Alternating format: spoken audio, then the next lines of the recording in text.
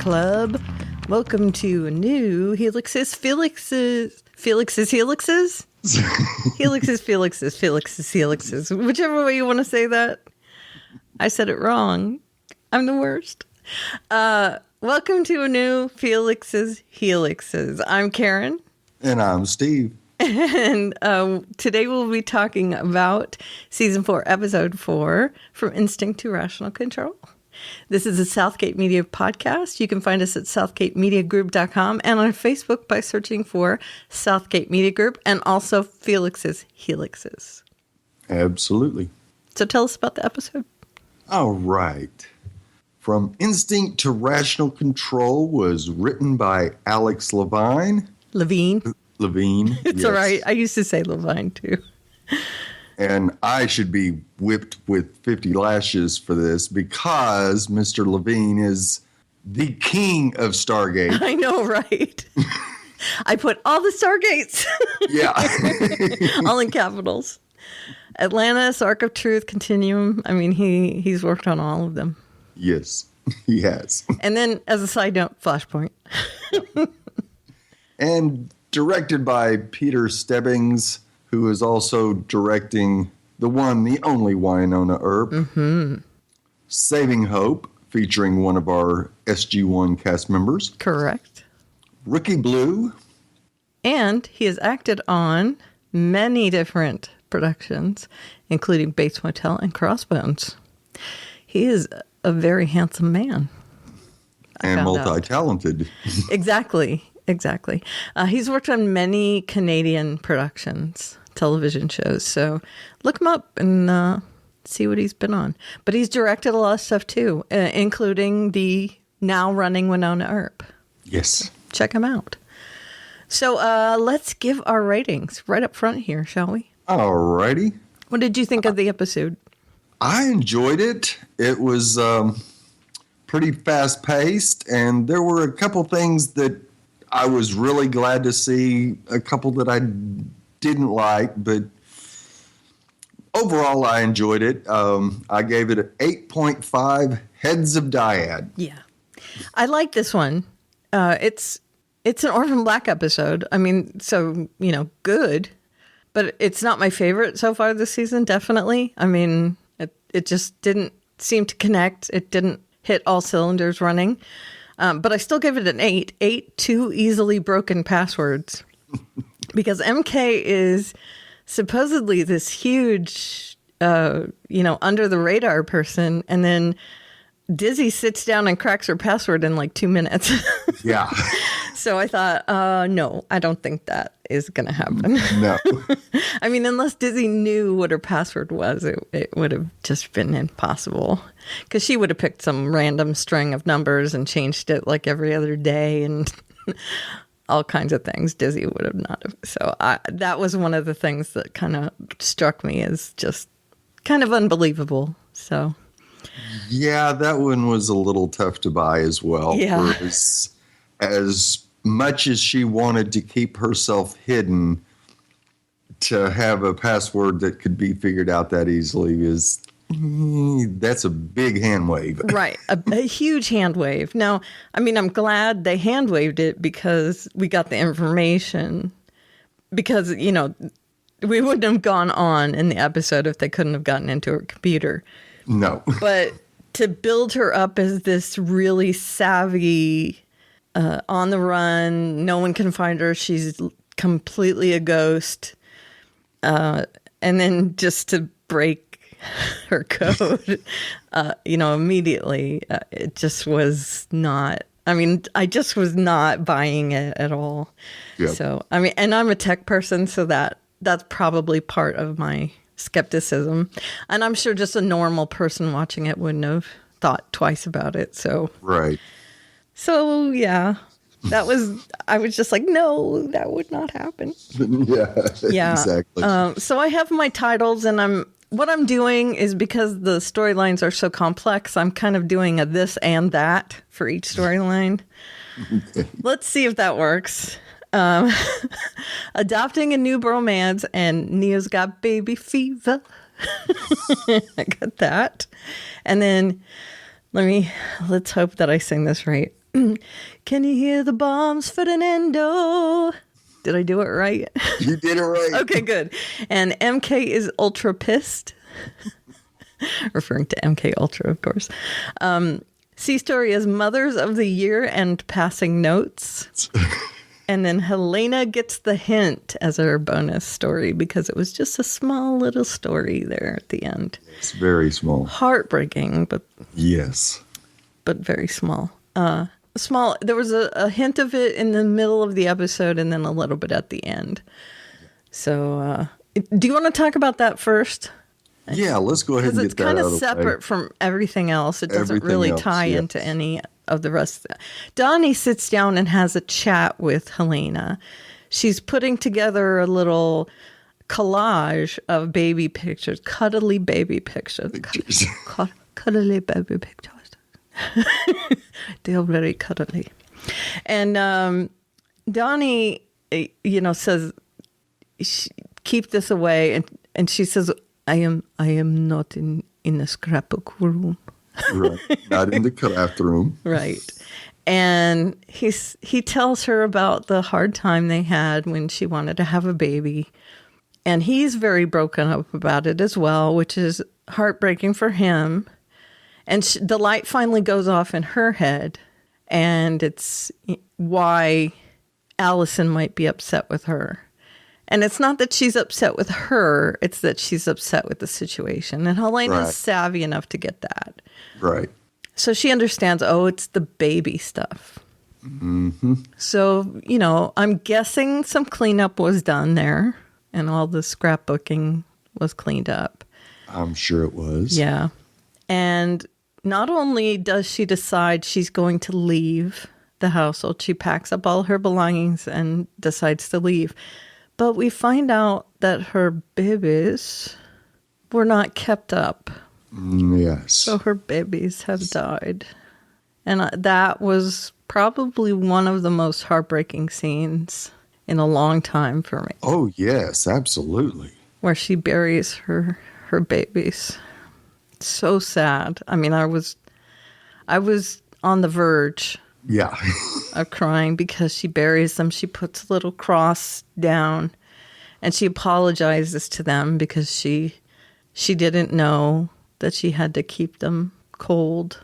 Mm-hmm. Oh, it's so sad. So what did you think? Oh, yeah, it was totally heartbreaking. Yeah. And then she leaves. Not only does she have to bury her babies, so she can't, well, she can still have babies, but she doesn't have those, which means we can't have those to help them Right. in the future. Which we had thought Right. that was going to be key in the future. Right.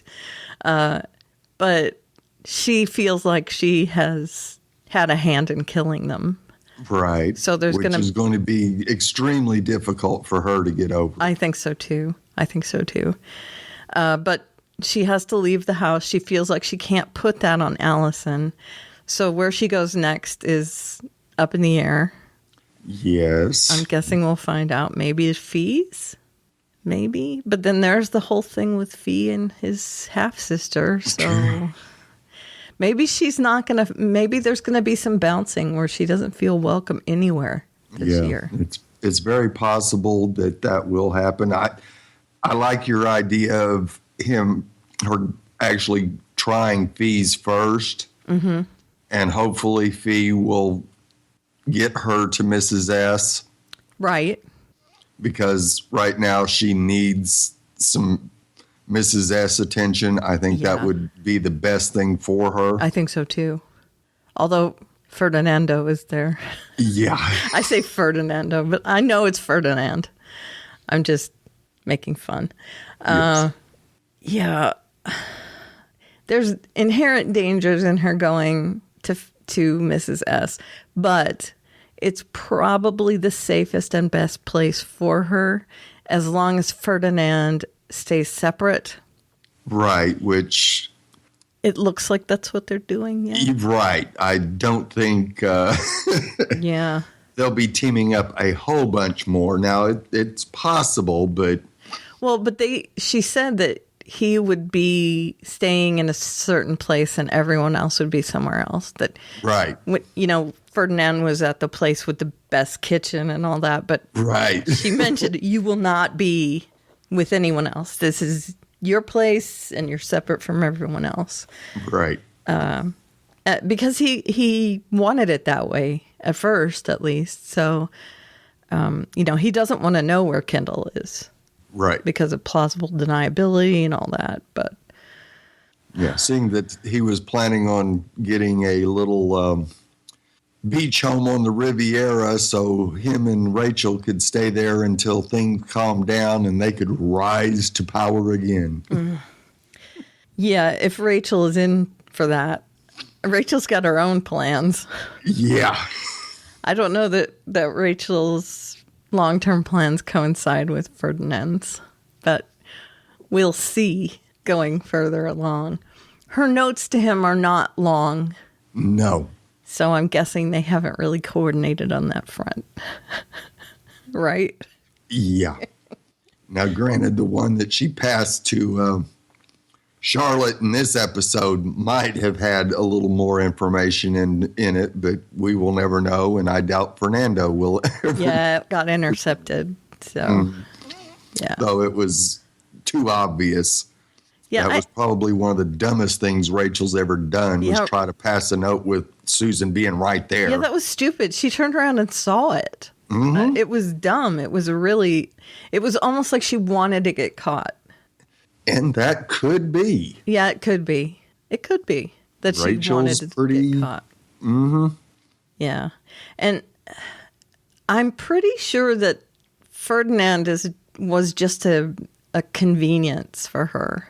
Oh, absolutely. I don't think she had ever had any feelings towards him. Right, right.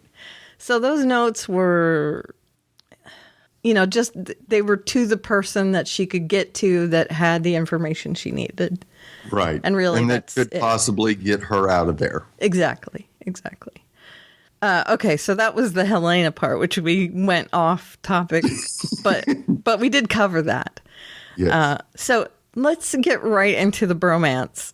Okay, our new bromance this episode. Fantastic. Felix and Donnie. What are they shipping as? Oh, Fawny? Yeah, something like that. Felix? Donix. Oh, Donix. I like that. Donix. So Donix. That was great. And I love how Donnie was mincing, as Felix put it. And mincing was the perfect term. I've heard mincing on other shows. And that was the perfect term for it, I think. Yes. Mincing about. And I like how indignant Donnie gets when he says, I don't have any gay friends. And that really, I think that could have stung because Felix considers himself one of Donnie's friends, don't you think? Yeah. So that's kind of mean to say. Yeah, just a little bit.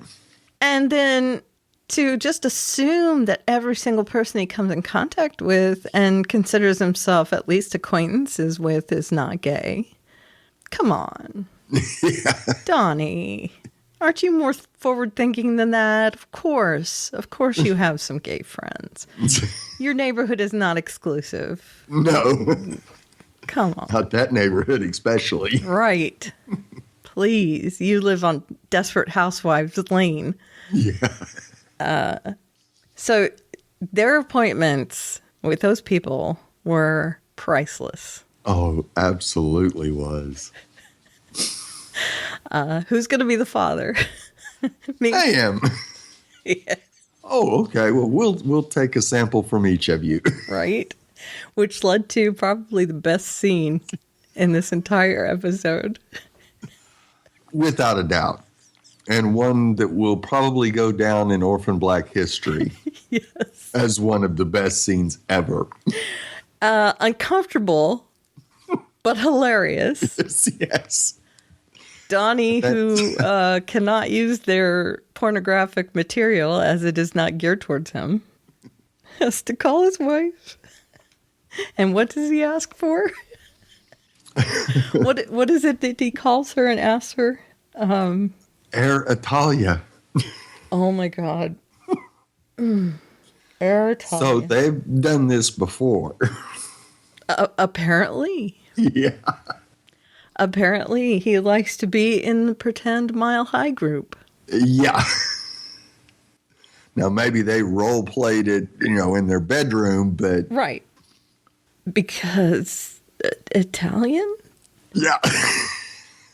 Where'd that come from? Right. Unless he just has a thing that he thinks Italians are all hot and sexy. Well, sure. That's fine. He's into accents, I guess. Yeah. Apparently. Again, it's fine. I don't have any problem with that. It's hilarious. Her accent is horrible. Her accent is like what you would expect a racist person to have, almost, right? Mm-hmm. It's a spicy meatballs. Yeah. I mean, it's the worst, but it works for him, apparently. Yeah. And someone has not thought ahead to open a specimen jar. Yeah.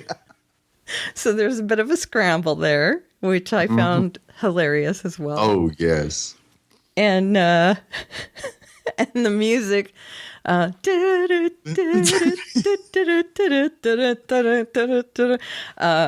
Wow. Just wow. I've had to go back and watch that scene a couple times just to get it out of my system because I know. the laughter, wow, is all I can say. How did the writers come up with this? I don't know, but it was. And then you have to give it to Stebbings because there was a couple of scenes in this episode where the cut was so awesome. Because just as Donnie's about to, they cut to the tumor with the maggot bot. Right. Perfect. Yes. Yes. Perfect. And you're going, all right. That's cooled things down a bit. Yeah. Not that it would get anyone, any normal person turned on. No. I mean, that scene is nowhere near hot. No. Right? Yes. I mean, I would assume it's not for anyone, really. No. I could see people getting worked up over the twerk scene, but not this. Right. The twerk scene because she is not clothed very much. But in this one, they're talking to each other, and it's not sexy talk, really. But then they cut to the gross tumory thing. And I'm thinking that is also hilarious because, Exactly. Because you're thinking of one thing. Yeah. And again, we're not going to get into details here because, So, the tumor. And the tumor was interesting, too. But, again, what part would that be in? I guess that would be in this part, the baby fever part, because that does have to do with that. They get information about the clinic and all that, and they get more and more information about the clinic as they go on, because Donnie sees the woman that Allison was going to the clinic with, and they were, passing each other, and she was having just as hard a time as Allison was, and she's finally pregnant. Right. And so Allison decides she's going to go undercover and catch her as she's coming out of the clinic instead of actually, going into the clinic like Donnie is. And she gets the information from her about the actual name of the program. Right. And so they get a little more information. And so a whole lot more information. Right? So Donnie and Felix drop the name to the doctor. And there's where they get the packet. Right. And they take the packet. What's the name of that stuff? Brightborn. Thank you, Brightborn. They take the packet with the Brightborn technology stuff to Cosima. Now, here's something I find amusing. Cosima says, I've seen her before. Maybe she was on Oprah. Now, we know where she's seen her before, right? Because that was just 2 episodes ago. Or 3 episodes ago. Yeah, but it was Beth that saw her, not Cosima. Yes, but I'm sure that's where Cosima saw her as well, through Leaky. Somewhere at Dyad through Leaky. Right. Yeah, she could have been at the symposium that he was giving that her and Delphine attended. Correct.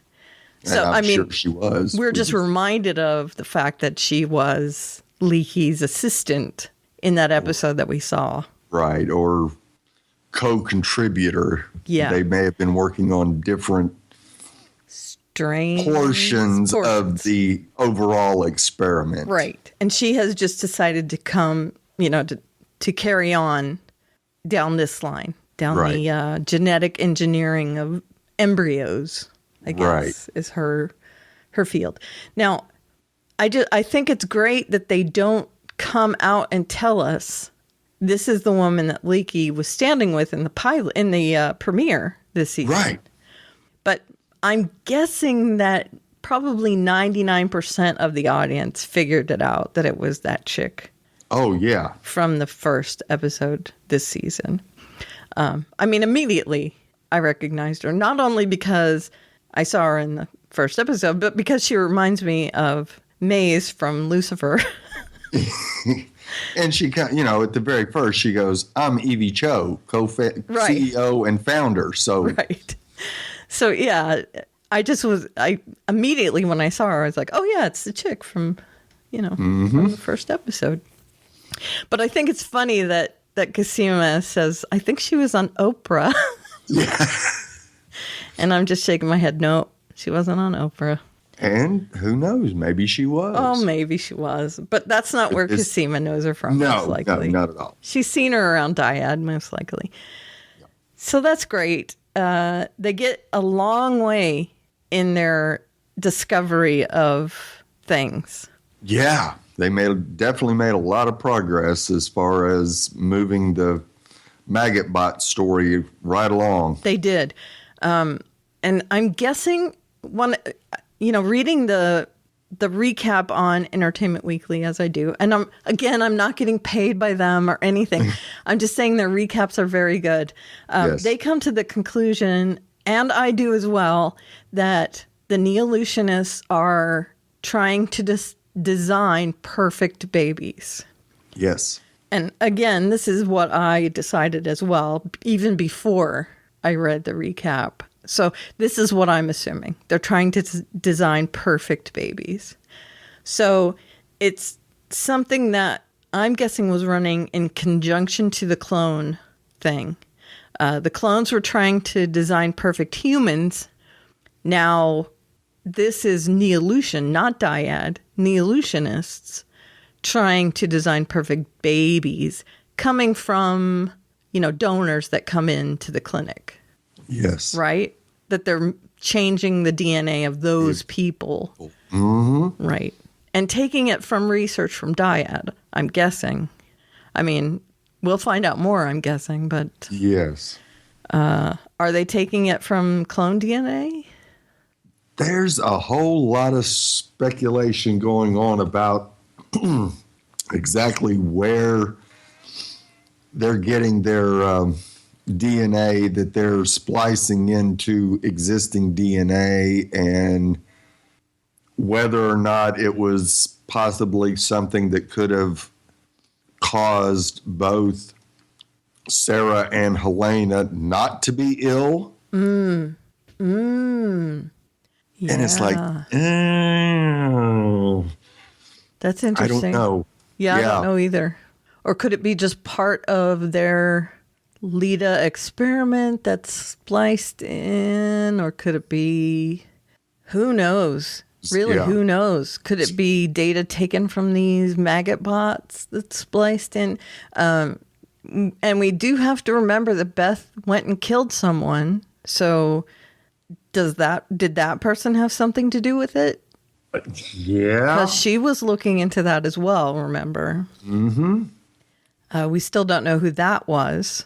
It wasn't Dizzy. It wasn't the pregnant girl. No. Yeah. So,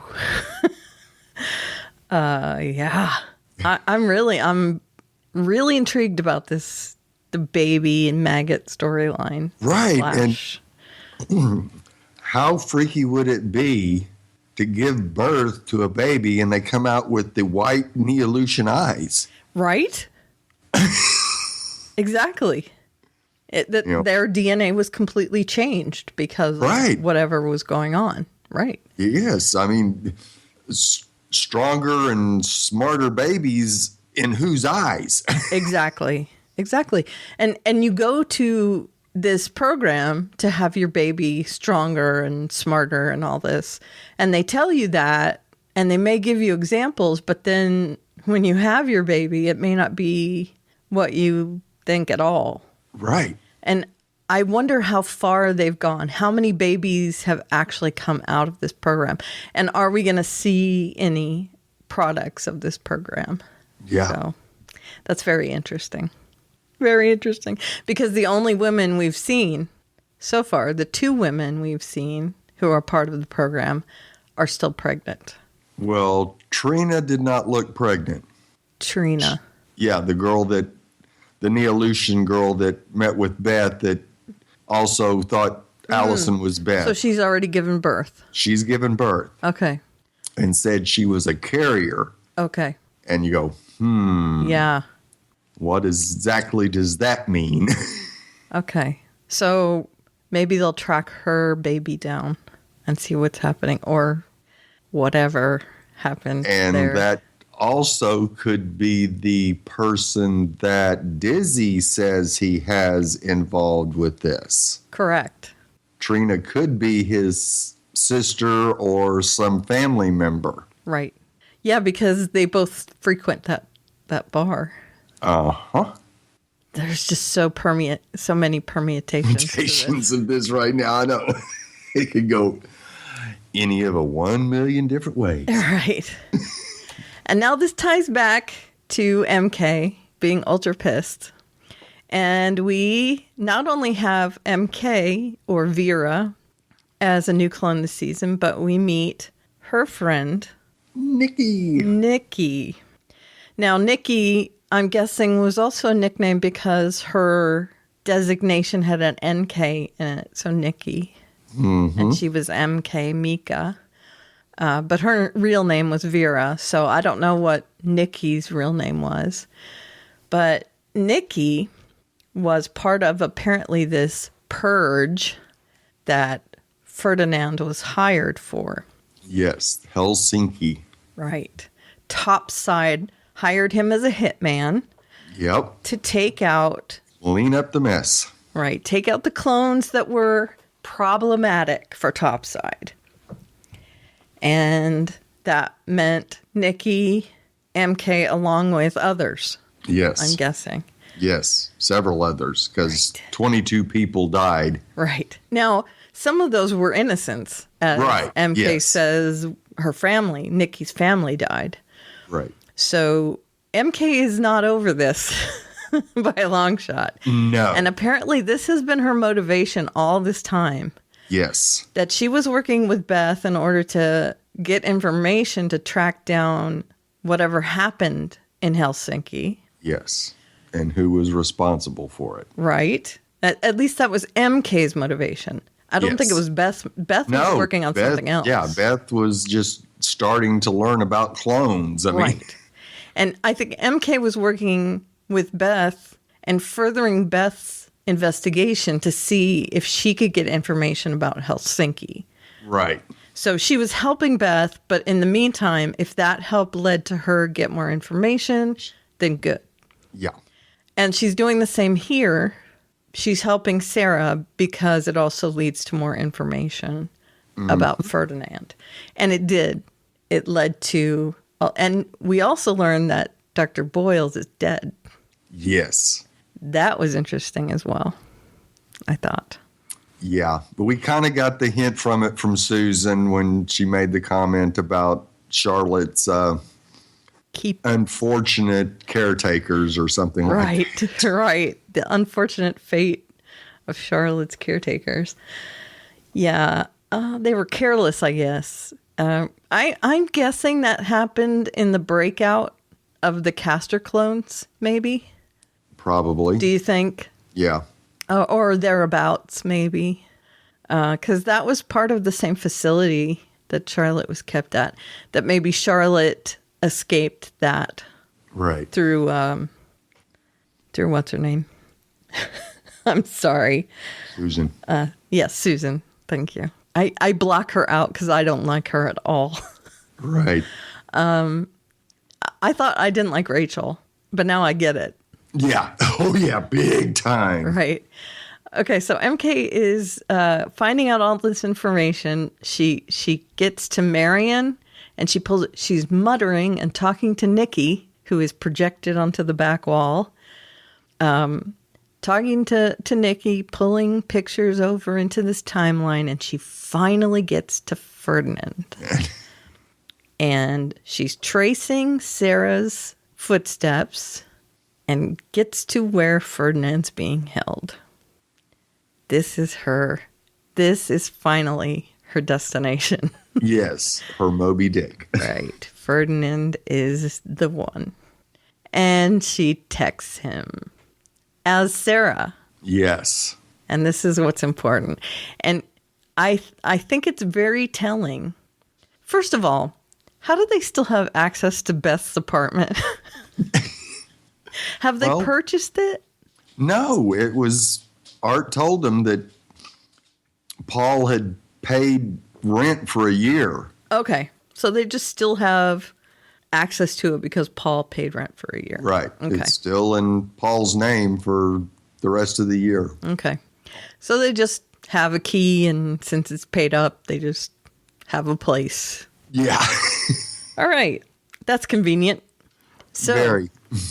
I think it's telling that she asks Ferdinand to meet her, quote unquote, at Beth's old place. Mm-hmm. Because this is like a mixing of all her little pieces. Yep. It's a mixing of Beth, Sarah, Art, all these pieces coming together. And she has not left a piece out, has she? No. She's on the computer with her little mask, sitting right in front of the chair, perfectly placed, ready for him to sit right down. Yeah. Have a seat, Ferdinand. Yeah. Hi, Ferdinand. Here's a comfy chair for you. Mm-hmm. I will attack you with a comfy chair. And she does. Yeah. That's the C4 we saw her playing with in the beginning of the episode. Mm-hmm. We didn't know what it was for. We just knew she was putting together bombs. And wow. She put together more than one. She did. She did. Now, were they all under that chair, do you think? Or was she just going to blow up the whole place? I think she was just going to blow up the chair. Okay. So she has Of course, she had the bomb in her trailer, too, underneath the welcome mat. Right. Welcome. Quite a welcoming welcome mat, right? Yeah. So you think that was temporary, the pressure bomb? Plate, yeah. Yeah. So just in case they came in while she was away. Mm-hmm. Right. Okay, so she has the bomb placed under Ferdinand's chair, and she douses him with gasoline just in case the C4 is not enough. I know. C4 is insanely explosive. Yes. So yeah, douses him in the gasoline. She wants the whole place to go up. She wants, as long as Beth is gone. Yeah. She wants Beth to totally be gone, I'm guessing.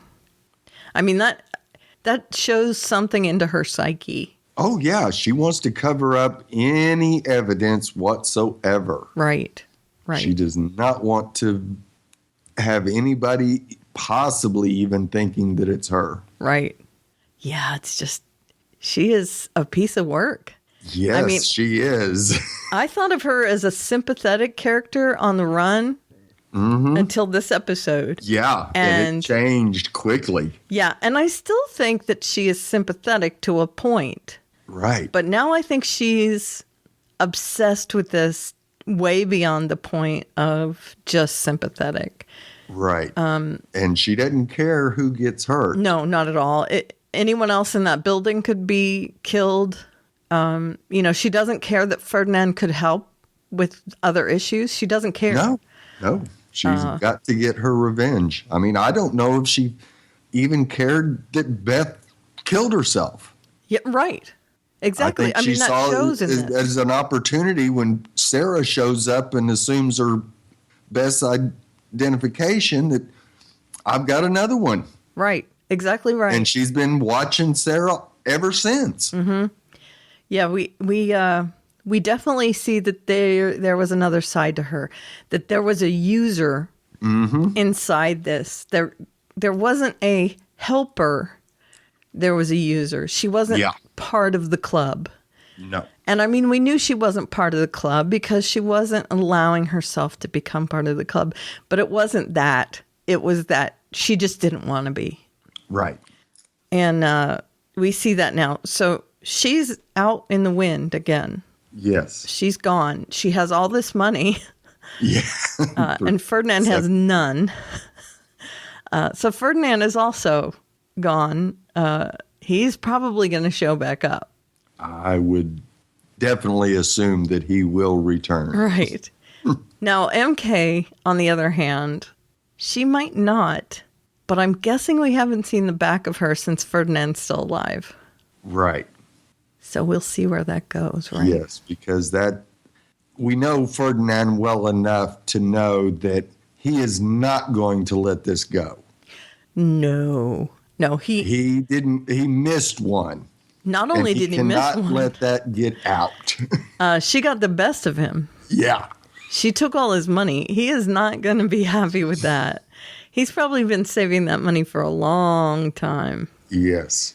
So ever since he met Rachel, apparently. Right. So he's got a mission. He's got to get that money back. And if that means offing MK and finishing his Helsinki job, then that's what he's going to do. Right. I think. Yeah. So we'll see where that goes. Although she's got the upper hand right now. Right. Hey, but all he has to do is go find Dizzy because Dizzy can break into anything. Yeah, exactly. Oh, and I had this brief picture of MK picking up Helena on the road and them driving, singing "Sugar, Sugar." Let's hope that does not happen. Yeah, let's hope not. I don't want MK and Helena to ever meet. No, not at all. Helena needs a good calming influence, and MK is not that for her. No, not at all. Yeah, I hope she gets to Felix and then Mrs. S. Yeah, Mrs. S is definitely what Helena needs right now. Or Allison misses her. Right. And decides to bring her back. We'll see. But I'm hoping that good things happen for Helena. Yep. I'm hoping. I mean, who knows? She could always move in with Cosima. That'd be cute.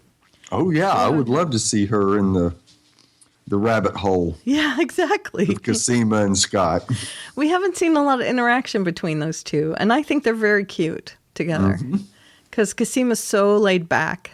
And Helena could use some laid back, I think. Yes. All right, so let's move to Mothers of the Year. And this, of course, is Susan and Rachel. Because I consider Rachel mother to Charlotte, in a way.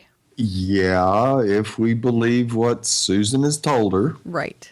Which we have no reason to believe anything Susan says right now. I'm guessing that Rachel believes it.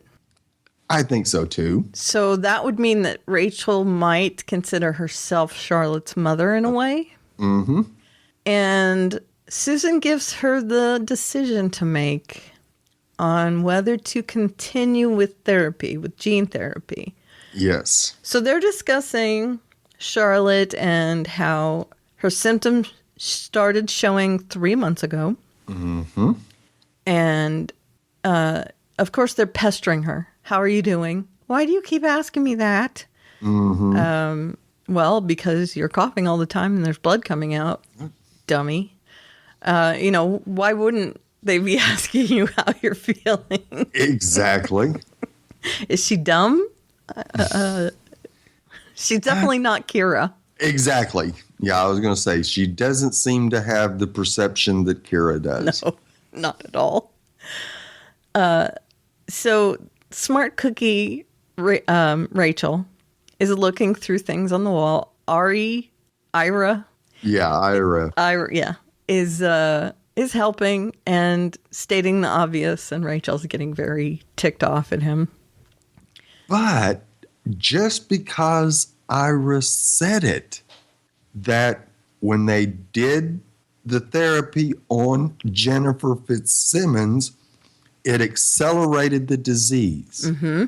Now, if they were over in their bunker while that was going on, how did they get that information? Right. They were connected to Dyad still. Somebody over there. Yeah, exactly.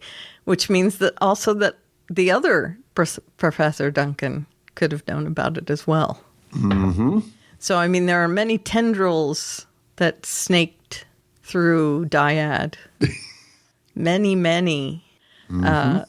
It's interesting to see who knows what. Yeah. So they knew about Jennifer. Jennifer was sequestered after her symptoms showed at Dyad. Right. They were going to treat her and try to make her well, so she agreed to go into Dyad for the treatments. And supposedly only Leaky and his team knew about it. Right. It was super secret, and only after she died was Cosima given access to that. Yes. But apparently Susan knew all about it. Mm-hmm. And so did Ira and everybody else over there. So there was obviously some sort of link to all that, which are we ever going to find out? Could have been Nealon, Dr. Nealon. Could have been Dr. Nealon. Yeah. Yeah, it could have been. Because he was over there, and he was Neolution as well. So there's that. Rachel, of course, it wasn't her because she didn't know about her mother, but Dr. Nealon definitely. Now, when he came into the picture, who knows? Right. But we may never find out exactly what that was, but it's interesting to note that they did know about Jennifer. Yes. And they knew about the gene therapy, which is important. So they're wondering whether to try gene therapy on her because if they start it on a pre-adolescent... Right. It may not accelerate like it did on Jennifer. Correct. But then there's a Sophie's choice here. Yeah. If they don't give her the gene therapy, it might be useful. They might get useful data on how to treat the symptoms and the disease. In the future. Right. Based on Rachel, Ira, etc. Mm-hmm. Right. So, the mother of the year decides to let her daughter choose. Make the decision, yeah. Knowing that she's just told her that Charlotte is from her, so... Essentially her own daughter. Who, right. And mind you, she's been dying to have a child for all of her life. Yes. And this might be as close as she ever comes to having a daughter of her own. Because this is someone who is biologically hers. Yes. I mean, DNA-wise, at least, hers.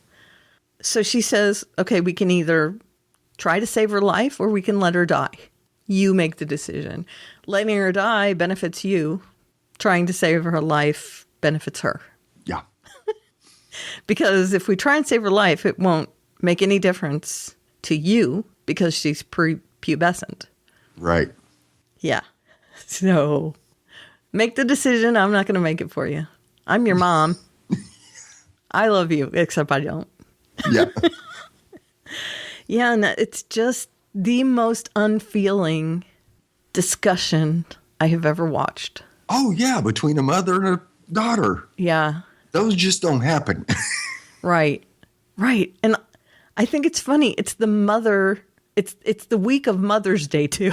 Yeah. We're recording this on Mother's Day. And I'm thinking, okay, this episode of Orphan Black has a lot to do with pregnancy, mothers, all this stuff. And there's some very touching moments having to do with mothers. But this conversation, wow. Yeah. No. I don't think it could have gotten any colder had it been done in Iceland. Exactly. She's the worst.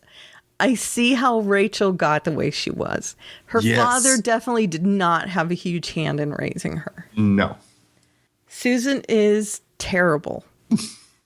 And you can see that reflected in the fact that Rachel decides not to give her the gene therapy. Right. That she has decided to help herself only. Mm-hmm. The apple does not fall far from the tree, Rachel. No. And this is the Rachel we know and love. Indeed it is. She is the worst yet again, right? Absolutely. She thinks only of sentenced herself. a child to death. And Yeah, she has. A child that, again, she probably thinks of as her own child, and the only goal she's ever had as an adult is to have her own child. Mm-hmm. But she would rather save herself. Yep. Ouch. Just think of those ramifications. Ouch. Yes. Is all I can say. Yes. So we definitely got to see two sides of the clones that are not the best. No. With MK and Rachel once again proving that, yes, the bee is back. Right. The bee is back. That is a good way to put it. Yeah. And we've seen shades of it. She doesn't like Ira. No. She's very short with him. First of all, she's jealous because he gets to come and go as he pleases. Right.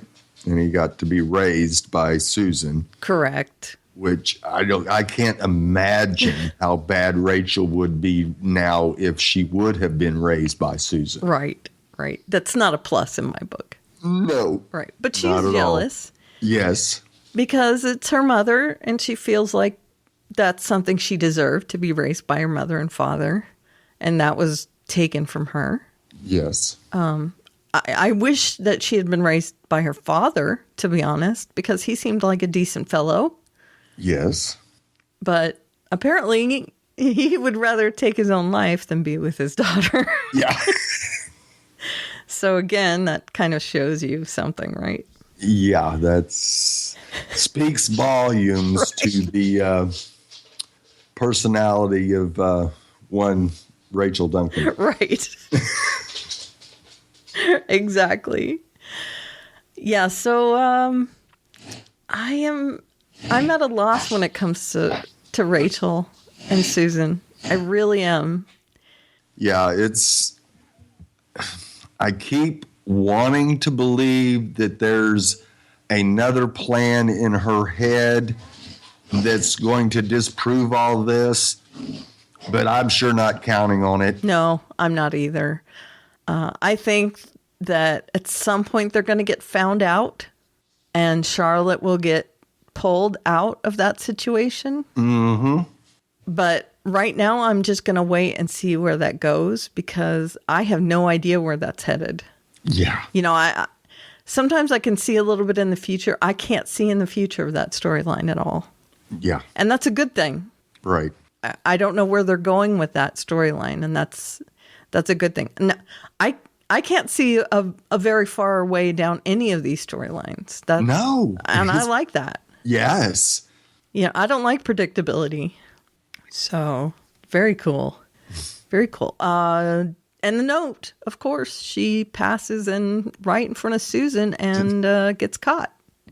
So there will be no more talking to Ferdinand. Not that it's a huge deal anymore because Ferdinand doesn't have all those resources. Anymore. Exactly. Yeah. So you can't just jump on a jet and come get her. No, not at all. So we'll see where that goes as well. Lots of little open threads at the end of this episode. And I think that's why I lowered my score a little bit because things were just left hanging. Yeah. at the end of this episode, which is fine. But I was thinking, I'm just, you know what I mean? Uh-huh. So, yeah, that was it. Did I miss anything? Let's see. I don't think we did. Okay. I think we've covered just about every little bit. Yeah. Now, how much did you like the fact that Scott didn't care that Leaky had died because he never got a raise? It was cute, but at the same time, you didn't work there long enough to get a raise, dude. No, but it was still funny. Yeah. Oh, yeah. It was a great line. Great line. I love Scott. Really funny. And the bioluminescence, that was cool too, with the light. Yes. I love the way he was on and off. Right. And Cosima goes, are you hella smacked or what? Right. Stop it, dude. Click, click, click, click, click, click. Yeah, that the whole scenes, all the scenes in the lab, and we kind of skimmed over that, but all the scenes in the lab were really funny, and I think they did that to offset the grossness of the head. Oh, yeah. And it worked. Yes. It didn't bother me so much. But the tumor was also really gross. Yes, it was. And I liked the picture of the worm bot with the weird mouth. Mm-hmm. It was pretty cool looking, I thought. So the special effects guys, I have to give them kudos, huge kudos, for all the special effects that they made, all the props they made in this episode. Not only the head, the decomposing head, but the little tumor and the completely disconnected worm. Yes. That in great detail, it looked amazing. I thought it was great. So yeah, all those scenes, I have to give them props because we didn't talk about them a lot, but they were very good. And we really haven't talked about Dizzy and Beth actually offering up that they're clones. Right. That Sarah told him that they were clones? Mm-hmm. Yeah, so he's part of the club. Now, where's that going to go? Right. Is he actually going to kind of play a role that we kind of expected Cal to play as far as being the software type guru that can figure stuff out? Or is he actually going to be a bad guy along with possibly Felix's sister? I don't know. He's fine with me. He's not Cal, though. No. I mean, he doesn't, I don't consider him a good fill-in for that.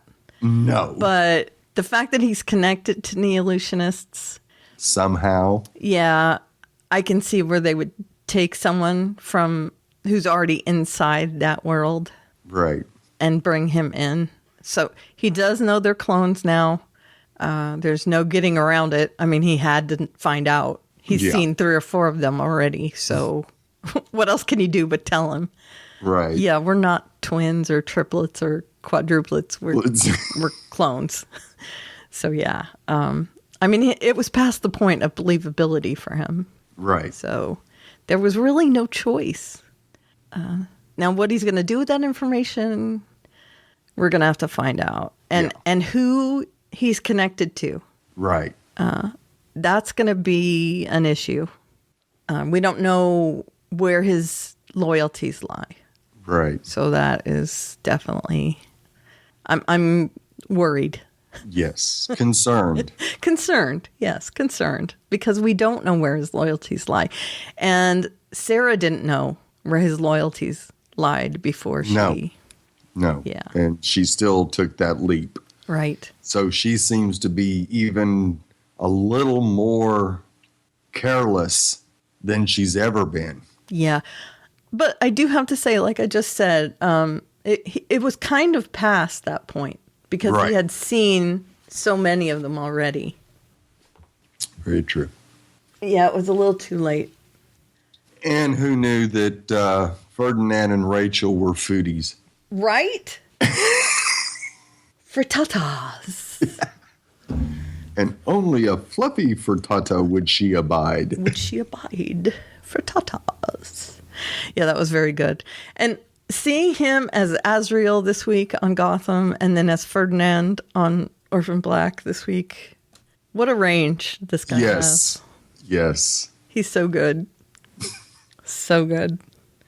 And he's going to be back again on both shows this next week. So as far as we know, Right. he's going to be Ferdinand.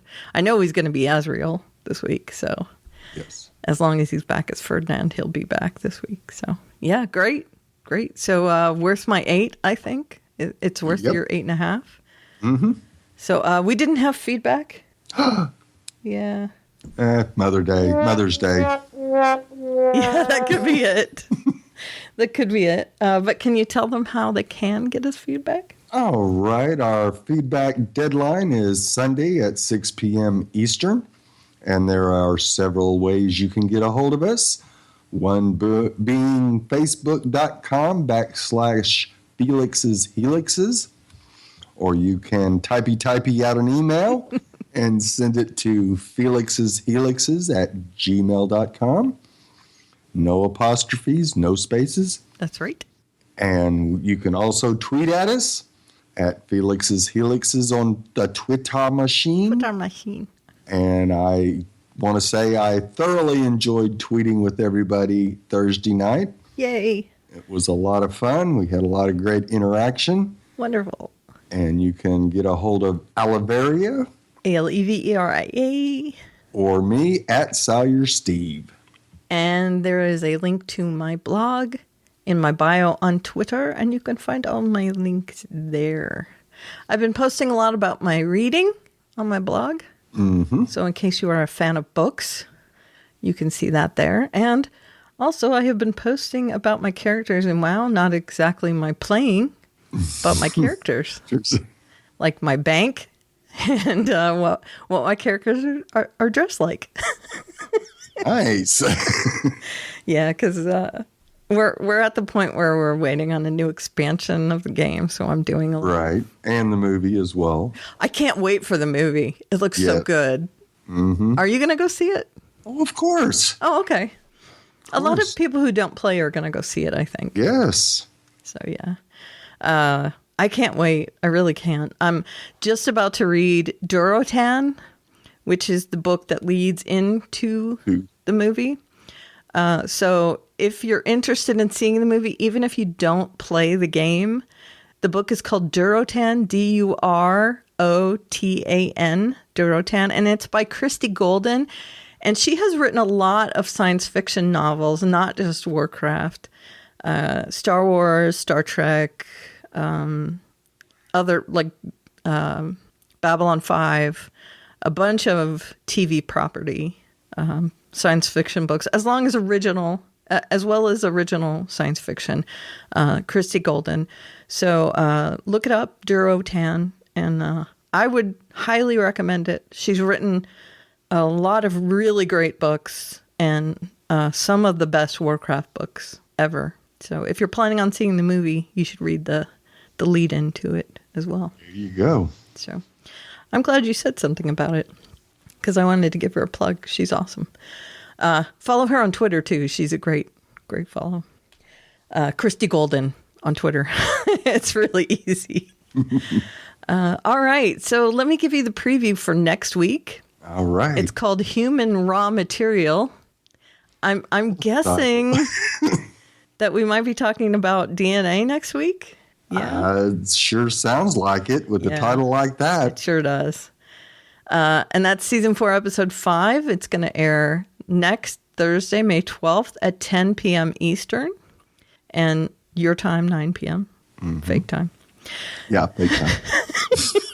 Sarah's day off to reconnect with Kira quickly turns into a sleuthing mission aimed squarely at discrediting Felix's new ties.